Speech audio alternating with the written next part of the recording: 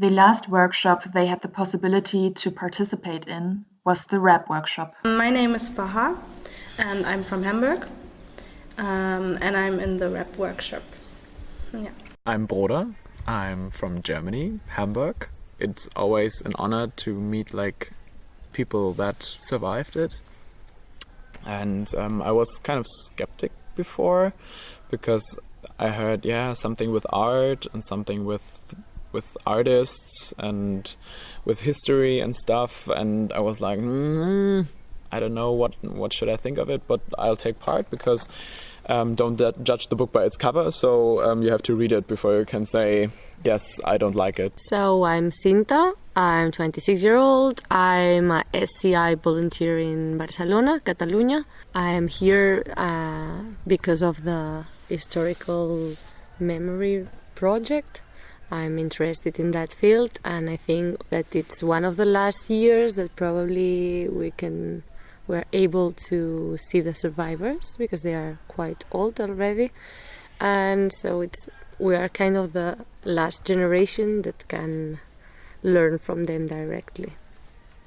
And I was interested in some work camps that could be directly related to the political actuality, so anti-fascist movements, or something that could be useful in our society nowadays. It's kind of a great possibility to get to the history through a very touching thing like dancing, etc. It's it comes from the heart, and then also all this stuff you're learning here and you're expressing through these art forms really come from the heart. But I also love to write poems and spoken word pieces, and this is probably the most interesting of them all, like the spoken word and poetry, etc. And it's also part of the rap workshop, and I like to sing, and rapping is it's a challenge, but it's like a challenge I love to accept. And it is also challenging ourselves and our skills. Learn about the basics of rapping, so learning some techniques and how to put lyrics into the beat, but also, and on the other hand, and the most important for me, being able to put our feelings in words, and also as we are meeting the survivors the following days, and we'll be able to talk to them and ask them questions and talk about their experience in the concentration camps and their life afterwards. So try to digest all this information and put it in a more artistic, more poetry way into a song. My name is Lena. I'm coming from Berlin, and I'm doing here the rap workshop in the project Sound in the Silence.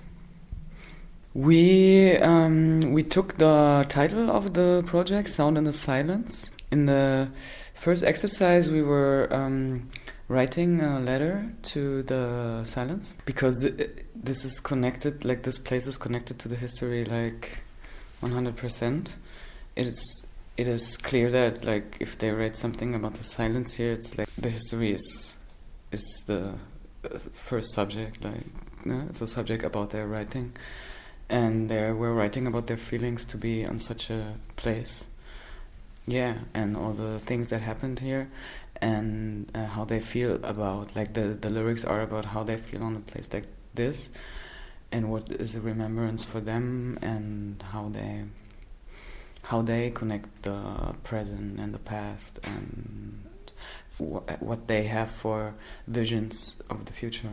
We sit down outside. We were able to look for a place that is completely silent, or where we are completely alone, and then we just wrote some words, some sentences, and we really tried to get our feelings into it, and then out of this we created our lyrics for the song.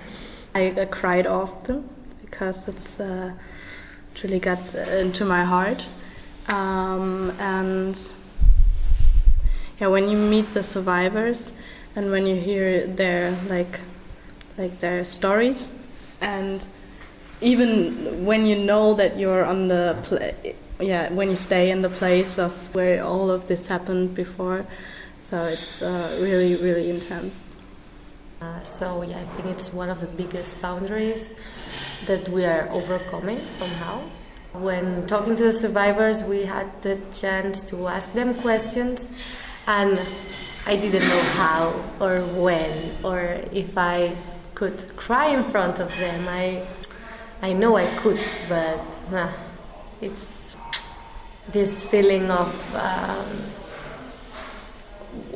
who am I for crying for what they lived, you know? So for me, this boundary between survivors and participants that we are trying to break. Some members, they were afraid to do something about them because they felt like coming too close to them, to be too personal, or to that we just rap about their suffering, and they felt uncomfortable. So that was hard to figure out what we can do about them, what we can use. Rap at the memorial site, rapping about the Shoah. Selma van der Perre was first very skeptical, but later changed her mind. Well, I thought when I was told about it and I saw the beginning, the first day, I thought it was going to be terrible. I thought, no, they can't do that. But once they finished and gave the performance, I thought it was beautiful, very well done. Art is another way of expressing what has happened here. I'm not saying that it's the only way. I mean, writing about it and teachers telling the children in schools about it is also a very good way. But it is quite a different and original way of expressing what happened here and what the students learned from the few survivors who had been imprisoned here. So many horrible things have happened, in fact, unexplainable horrible things have happened. Horrible. Never thought that it could happen. Nobody believed it. It's really unbelievable what has happened. But it has happened, and I think if art is a way to express that, then that's a good way. It teaches the people who are maybe not interested, but were interested in art, also what has happened. And I think that's a very good way. Selma van der Perre about sound in the silence.